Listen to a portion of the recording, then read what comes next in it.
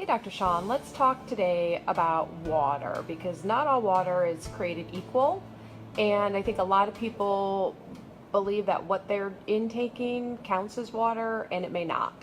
Yeah, absolutely. Water's an interesting thing. It's one of those things that we think that anything that's wet is water, and it's not quite that way. When you look at colas, sodas, alcohols, coffees, teas, juices, dairy products, milk, those aren't water. Now, they contain water in them, a lot of them do, but when the body sees those things, and this is something that gets lost a lot of times, it tries to digest them. It doesn't just bring it in like you would pure water. It brings it in and says, oh, I know what that is, and it allows it to be used to flush the body and clean. But when you bring in something that water's mixed into, it says, oh, well, we got to digest this first.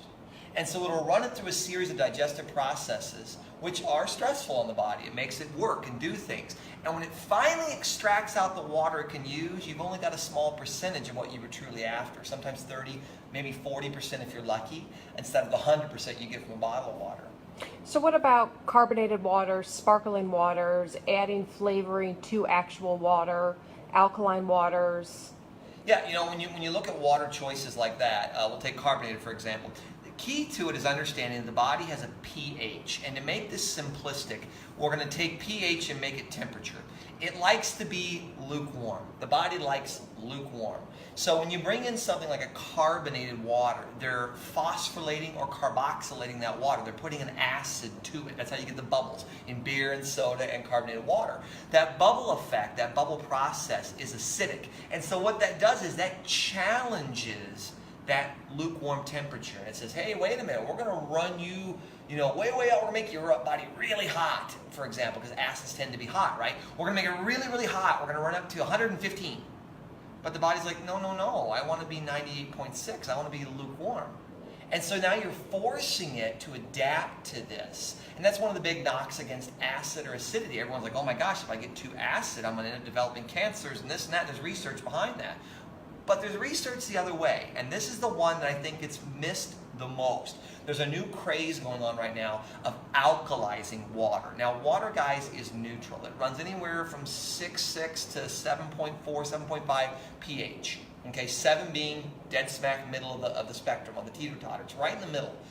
Ideally, you want that to stay that way. And if you start alkalizing water, I've seen waters in the 9s, the 10s, the 11s on pH. What that means is let's do the opposite of what we did before, where we took acid and said, oh, it's really hot. Well, alkaline's really cold. And the body says, hey, I like lukewarm. So now you go dumping ice cubes into it. You're dumping bunches and bunches of cold, and you're driving that down. As you drive that temperature down, the body has to aggressively adapt to this and starts losing things. So we see other disease states, especially rheumatisms and arthritises and things of that nature showing up in people who are too alkaline. So there's a blend here that you want to focus on. You don't want to be too much or too little. It's the Goldilocks and the Three Bears story, right? We don't want our porridge too cold. We don't want it too hot. We want it just right. And the way water is made already is just right. And that's really the key for everybody. So when you're thinking about water, can you have carbonated beverages? Can you have alkaline water? You could. Is it necessary? No. Should it be the mainstay of your diet? Absolutely not. And that brings us to these sweeteners. When you're putting in all the little fake sweeteners, and there's a ton of brands out there from Mio to Crystal Light to all these things. When you're putting these little sweeteners in, well, that goes back to what we said earlier about digesting.